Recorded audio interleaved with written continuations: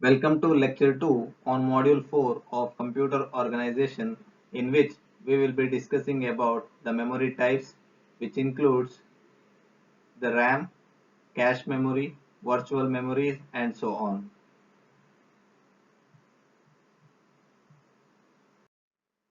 The most basic types of memory what we have come across is usually two types, that is one is RAM and the other one is ROM. One is random access memory and read-only memory. The major difference, or we cannot find any device that is without RAM as well as ROM. There are a type of ROM memory present in a device as well as a type of RAM that is present in a device. So without RAM and ROM, there may not be any embedded device that is present. So when we speak about RAM, the advantage of RAM is the access time. Sorry, the access time.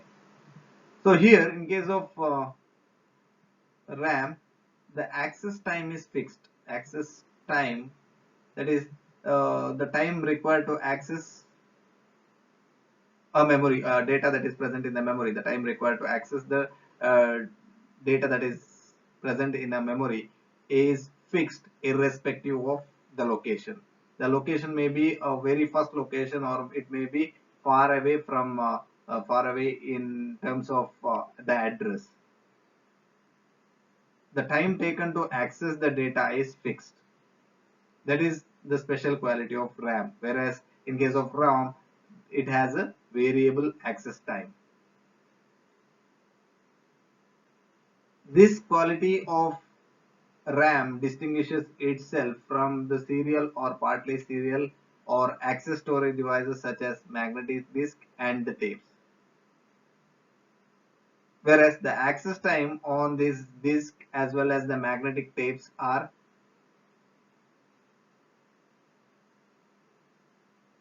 directly depends on the data where it has placed, or the address in which it has placed. So the reason is because of the paging. There is something called paging that has to be performed in the memory. That means the searching operation has to take place. The searching will take time in case of ROM, whereas in case of RAM that has been avoided. This is because of which the random access memories are faster compared to any other memories that are specified. The processor of a computer can usually process instruction and data faster than they can be fetched from reasonably priced memory unit. The major challenge is the memory cycle time. As we had discussed in our previous slide, the memory access time is not fixed, because of which the processor cannot perform with the reasonably higher speed. The one way to reduce the memory access time is to use the cache memory.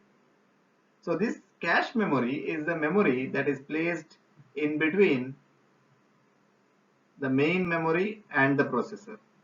The cache memory is the memory that is placed in between the processor and the main memory. This small memory is very fast, that is inserted between the processor and the memory. It holds the currently active segments of the program and the data. This memory, as it is mentioned, it is very small and it will hold the most frequently used informations in it. Whatever the most frequently used, if some of the instructions are used multiple times by the processor need not fetch it directly from the main memory. Instead, it can take the copy that is present, copy of the same program that is present in the cache memory, that thereby reducing the time consumed in transferring the data from the main memory to the processor. This is how the memory access time can be reduced using the cache memory. The important issue here is to provide a computer system with a large and a fast memory as possible. And it has to be always the cost effective. If a system includes only RAM, it will increase the cost. If the system includes only ROM, it will be slow. The performance is less and it is not effective. So it is very necessary for a designer to come up with an intermediate device that has effective size as well as it has a fair amount of speed. So various technique has been introduced, out of which the cache memory will increase the effective speed and the virtual memory will increase the effective size. The detailed discussion on this will be done in coming slides or coming lectures. The cache memory is a small fast memory that is inserted between the larger slower main memory and the processor. It holds the currently active segments of the program and their data. This cache memory reduces the access time. Say for example, uh,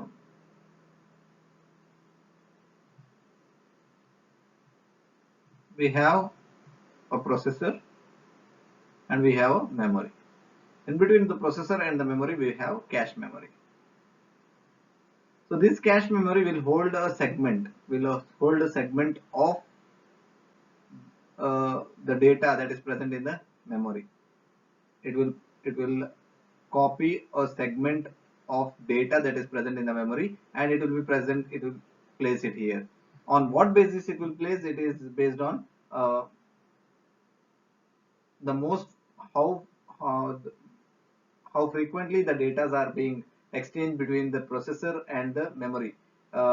Based on that, the cache will have a copy of the data that is present in the memory, and this cache will usually hold the most frequently used instruction or data.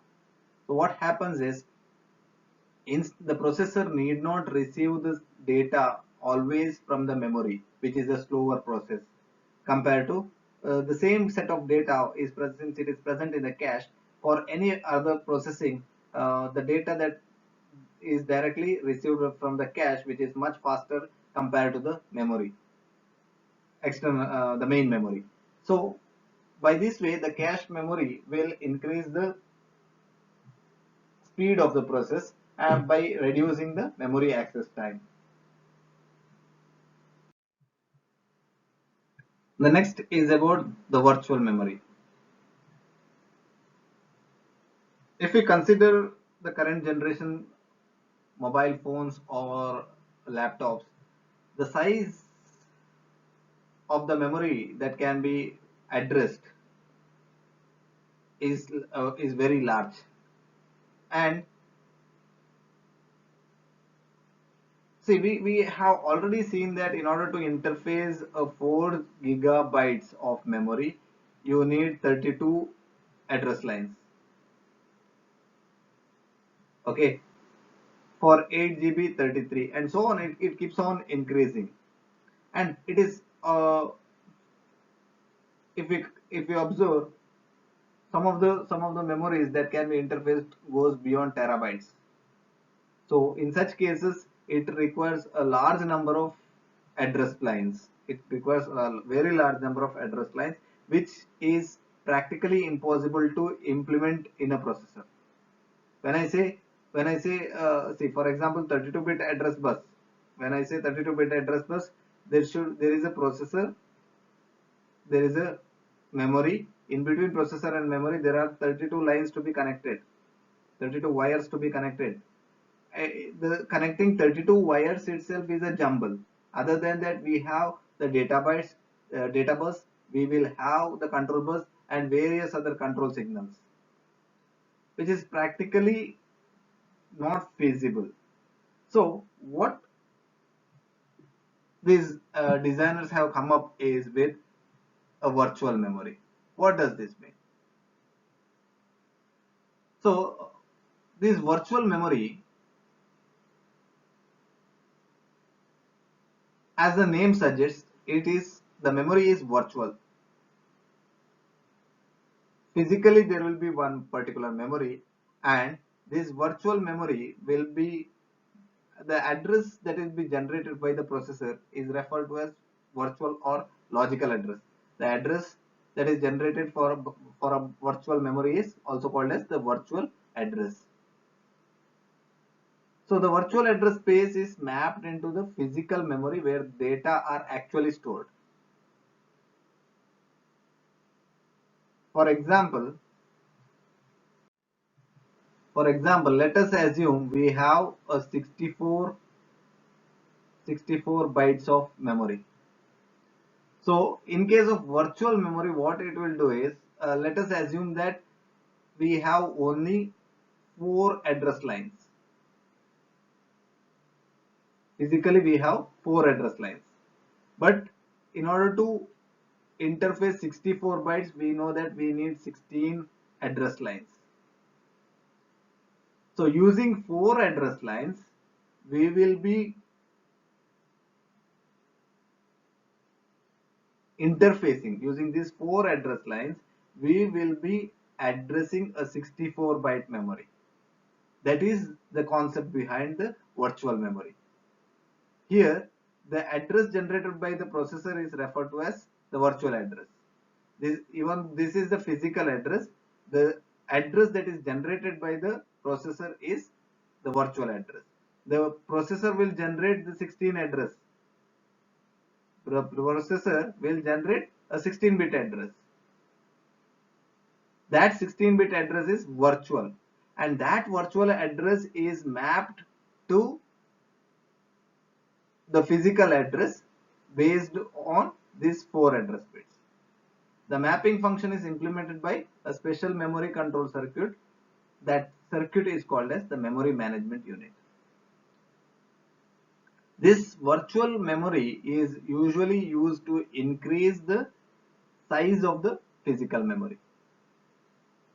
Here, the data are addressed in virtual address space that can be as large as addressing capability of the processor.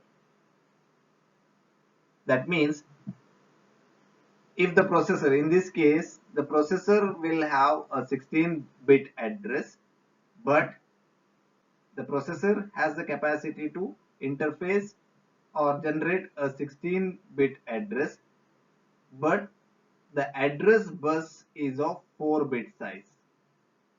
In such cases, we follow the principle of virtual memory, where the 16-bit virtual address is converted into 4-bit address with specific algorithm, and this entire work is done by a unit called the memory management unit, which is a special circuit. In this particular slide, we will discuss about the semiconductor RAM memories. The semiconductor memories are available wide range of speeds. The cycle time, that is the memory access time or the memory cycle time, ranges from the 100 nanosecond to less than 10 nanosecond. You have wide range of memory with respect to the speeds. It ranges from 100 nanosecond, or you also get the devices with the memory cycle time of less than 10 nanoseconds. This was first introduced in the year 1960, and they have much more expensive than the magnetic core memories, which they have replaced. The first, when the semiconductor RAM memories were first introduced, the VLSI technology was not that advanced, because of which the fabrication cost had costed directly on the device, that is the memory, as compared to the magnetic core disk, which is absolute. Currently it is absolute. So because of the rapid advances in the field of VLSI, the the cost of the semiconductor memories have dropped dramatically, As a result, they are now used almost exclusively in implementing the memories. So the semiconductor RAM memories are widely available in current generation. In this slide, we will discuss about the internal organization of the memory chip. So I said that in a memory, the smallest unit is a cell, and each cell can hold one bit of information. If we consider a memory with if we consider one memory location, it has 8 cells. 8 cells, that is, it can store 8 bits of information, and these 8 bits of information are grouped together, and it is called as one memory word. One row is grouped together. Usually we group bits of 8 and we call it as byte. So the memory cells are organized in the form of an array. That is, it will be in the form of ones and zeros. So groups of arrays of ones and zeros. So the 8 bits together form one array. 8 bits together form one array. So all the cells of the row, these cells of the row are connected to one common line called the word line. All the 8 cells are connected to the word line, and the word line is connected to the address decoder. There is something called address decoder.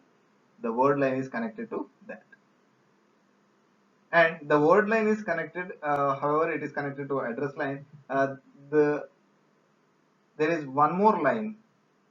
The cells in each column, are connected to a sense and write circuit by 2-bit lines. We will have 2-bit lines, that is bit and complement of that. This is connected to the cells through a sense and write circuit. Through sense and write circuit, it is connected to the cells. These sense and write circuits are connected to the data lines.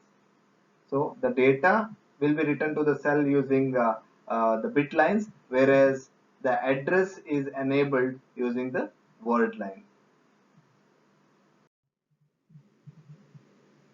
This slide shows the exact internal organization of the memory chips. Here we have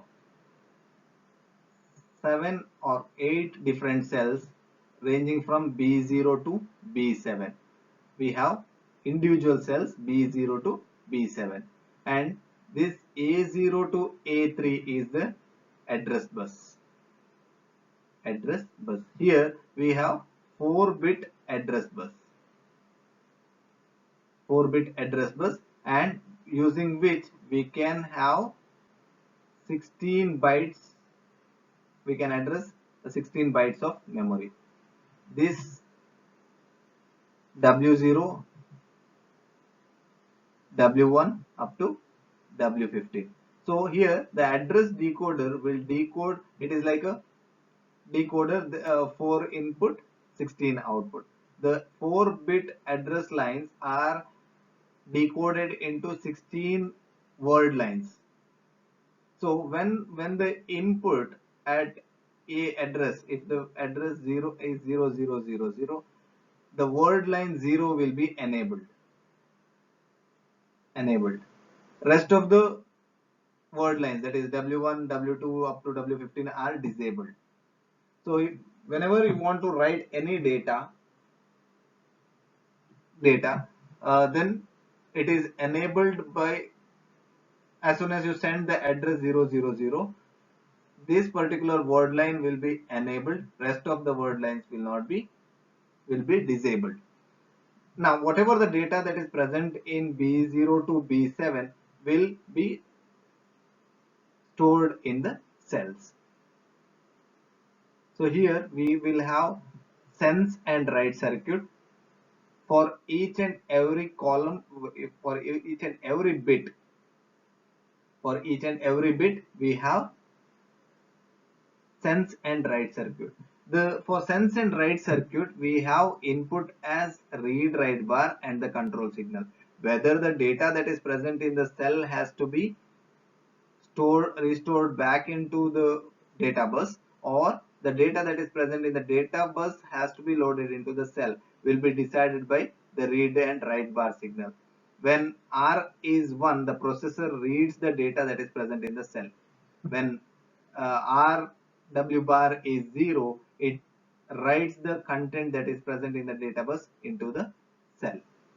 When, I repeat, when read write bar is 1, the processor reads the content that is present in the cell, and when the read write bar signal is 0, the processor writes the content that is present in the data bus into the cell. So here, this is actually a 16 by 8 bit. 16 by 8 bit. In this case, we actually need 4 address lines plus 8 data bus plus 2 read write and the control signals. Total 14 pins are required. 14 pins are required to interface a 16 cross 8 bit memory to a processor. If you want to interface a 16 cross 8 bit memory to the processor, then it requires 4 address lines, it requires 8 data lines, and it requires 2 control signals. Total 14 pins are required. As in the previous diagram, as per the discussion, we need, in order to interface a 16 by 8 bit cell to the processor, we need 14 external connections for address, data, and control lines. It also needs 2 lines for power supply and ground connections. Total 14 plus 2, that is 16 lines are required to interface just 16 byte memory. Assume that 16 byte memory. If the circuit has 1 kilo memory cells, then we need 128 into 8 bits, which requires around 19 external connections. 8 bit, 10 bit for 1 kilo, 8 plus 2 plus 2.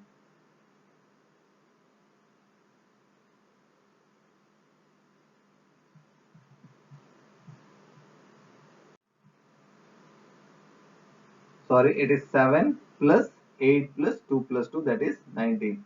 For 2 power 7 is 128. So 7 address lines, 8 data line, 2 control signals, and 2 power lines. Total 19 pins are required. So if we represent the same format in some other ways, that is 1K into 1 format, in that case we can do the same connections using the 15 external connections. Here in this particular diagram, we have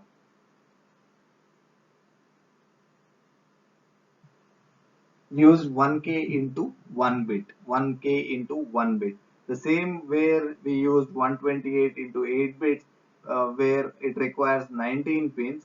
Here it requires, in this case, it requires 10 pins for address. Then it requires 1 data input, and it requires 2 control signals. Total 10 plus 1 plus 2 plus 2 power lines if required. 11. Total 15 pins. We can save 4 pins in terms of interface. Here uh, the advantage is that the matrix is of 32 by 32. So here, out of the 10 bit address, the 5 bit will be the column address, 5 bit will be the column address, 5 bit will be the row address. So here the 5 bit decoder will convert it into 32 bit word line, 32 word lines, W0 to W31. Meanwhile, the column address will select a particular cell to which the data can be written. Here the data bit is either 1 or 0. It is 1 bit of information that is being transferred here. So the input demultiplexer and output multiplexer.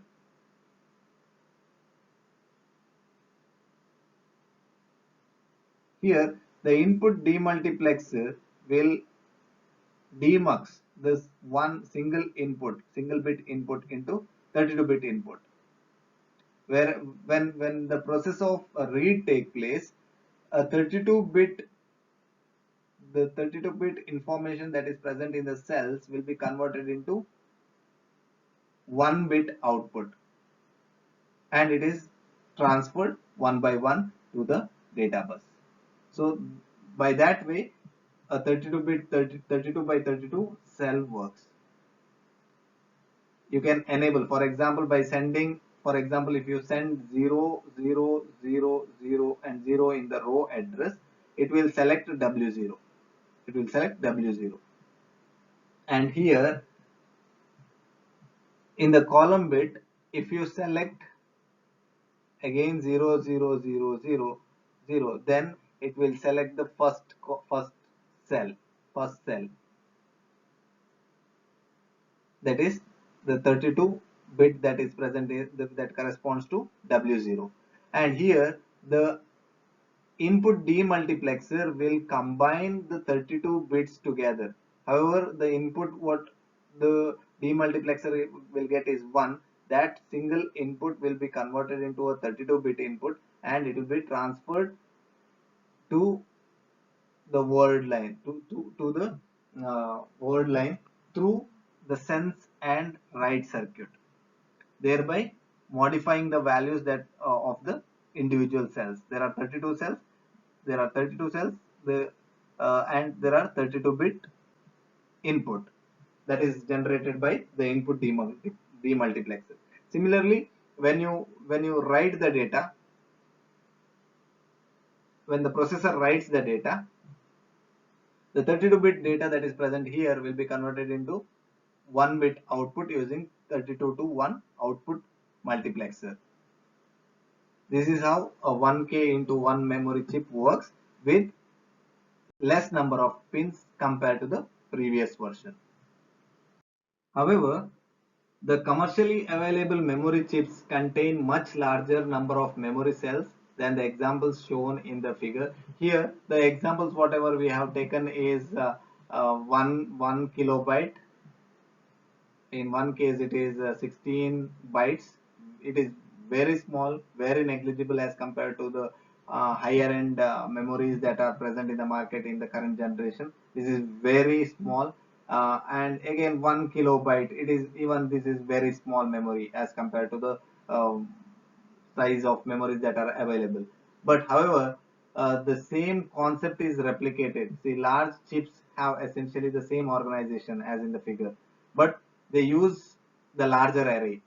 We had used 32 by 32 array. Instead, they will be using a much larger array, and they will have a, here, if for example, if you want to have a 1 gigabit chip, we can have 256 mega into 4 organization, in which it has 28 bit of address is needed, and 4 bits are transferred to or from the chip. That is, um, that will be like array of 4 by 256. The 256 by 4 array will be uh, present in case of 1 gigabyte of memory chip. This is about, in this video we had discussed about the types of memories as well, in brief, as well as the internal organization of the memory chips.